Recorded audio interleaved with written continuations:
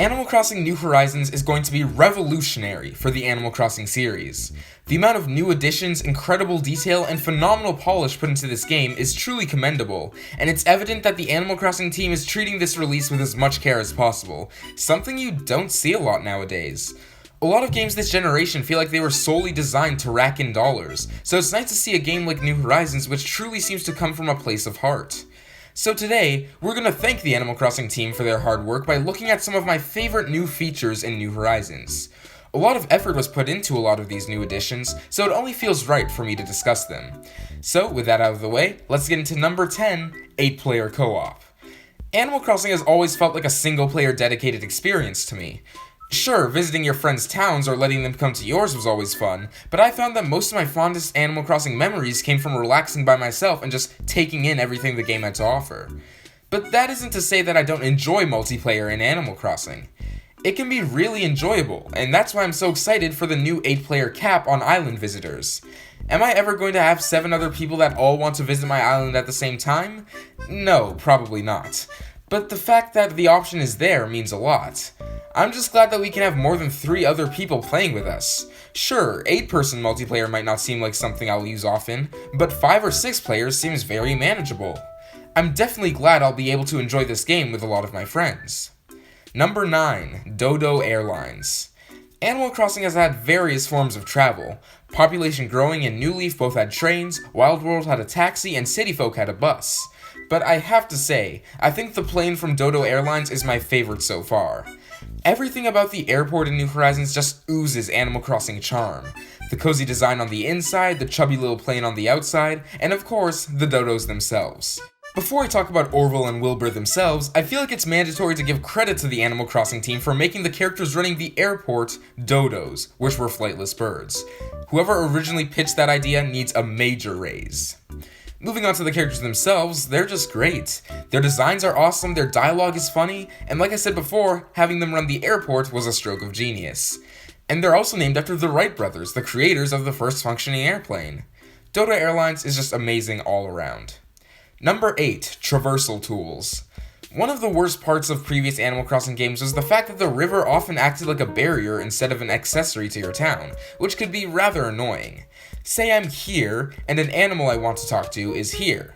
I would have to go all the way around down to this bridge just to have a conversation with them, which would make the task of talking to the animal a lot less enjoyable. This has always been a bit of a problem with the series.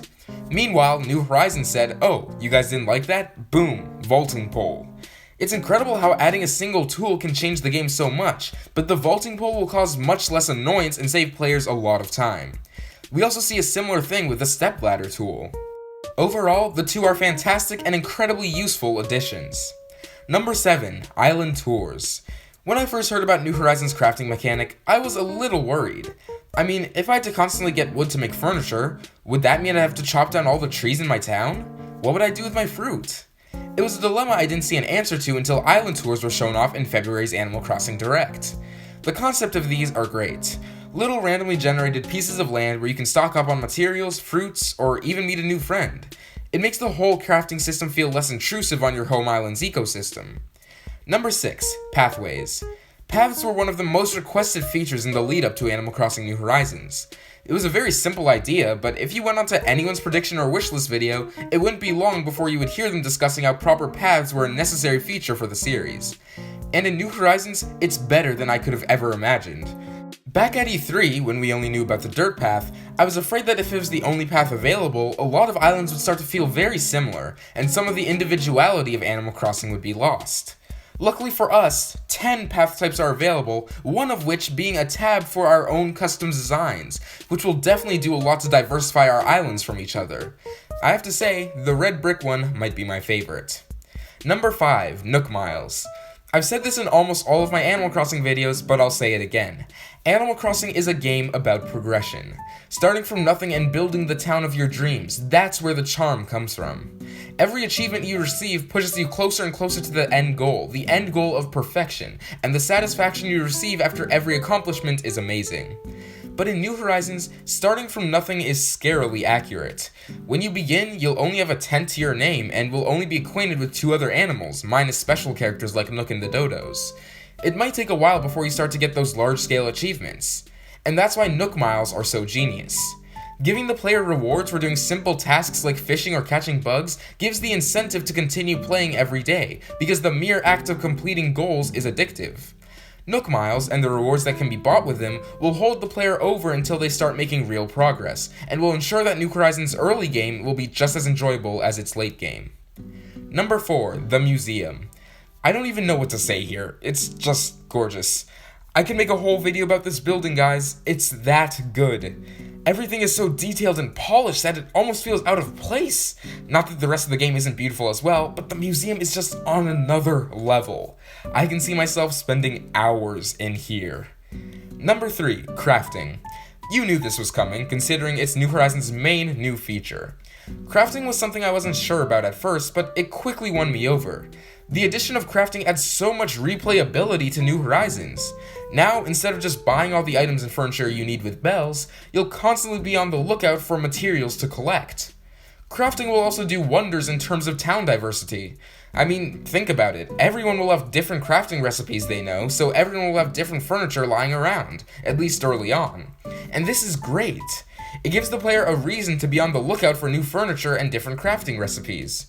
Crafting feels like a feature that will make us look back on previous Animal Crossing games and say, how did we survive without this?